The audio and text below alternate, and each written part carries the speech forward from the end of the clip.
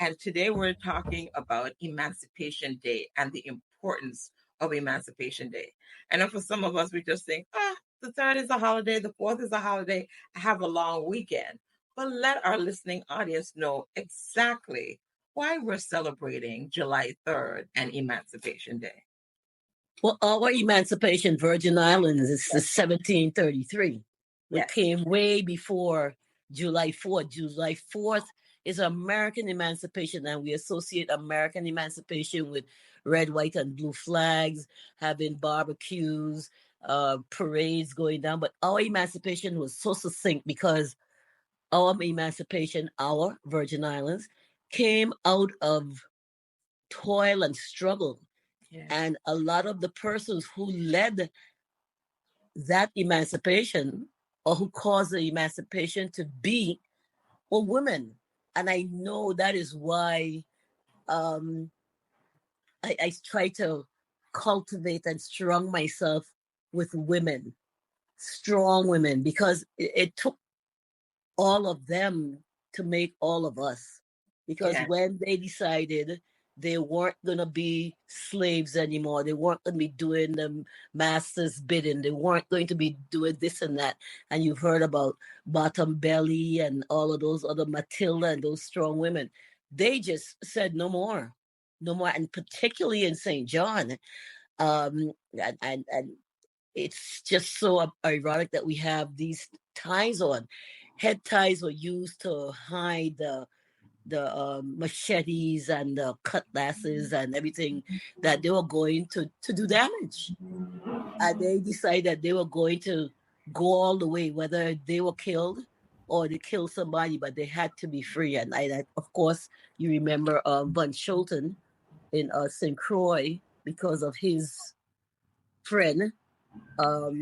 She spoke with him and he declared freedom for or emancipation really for the people of the Danish West Indies at the time, which is now the United States Virgin Islands. I read and I saw a movie, I think, about 1971. And that's the name, I think. And if you haven't seen it, you should.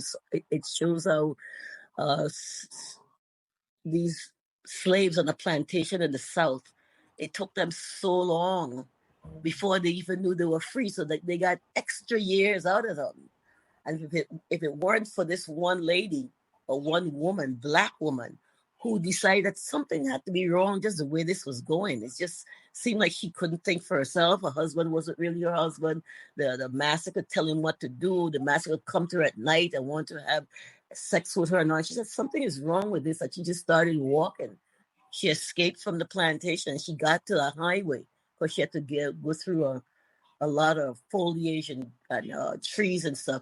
And this car almost ran her over because she had no idea that there were cars, highways. And the way she was dressed in that old slavery uniform. And the person who picked her up said, why are you dressed like that? And she said, well, what should I be dressed in? And he said, why are you wearing clothes like that? And he said, where did you come from? She said, my plantation. He said, the plantation. And, you could expect what happened. That to me was so succinct that 1971 was just yesterday. It seemed like when they had been working so long from the 1800s, never knew that they were free.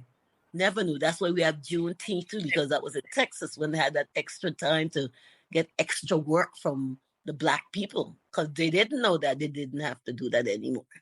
And it's sad that just now, after all these years, we finally get to celebrate Juneteenth. And exactly, many persons didn't even know what Juneteenth was and that it existed.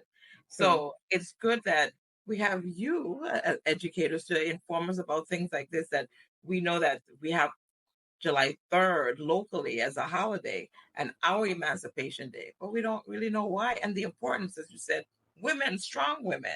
And because of these women, they sacrificed their times, their lives. And, we could go back and forth, but the things that we have endured as a people and we as women, and even though we're in the year of 2023 of our Lord, and sometimes it seems like we're going backwards, but we have to stay focused. We have to stay focused. we have to stay focused, and we have to teach those who don't know. Because someone doesn't know, it's not their fault. But it shouldn't remain ignorant. Once we know something, we should share it. And a lot of times, we Westerners, we want to be unique and not do like the other one, or don't look different from the other person, which is fine. But the basic knowledge of what we have been through personally, and our ancestors, that we have to share that, because without that, our young people won't know or have any value in what they are, what they have done, or what they can become. So Exactly. every moment is a teaching moment. Yes.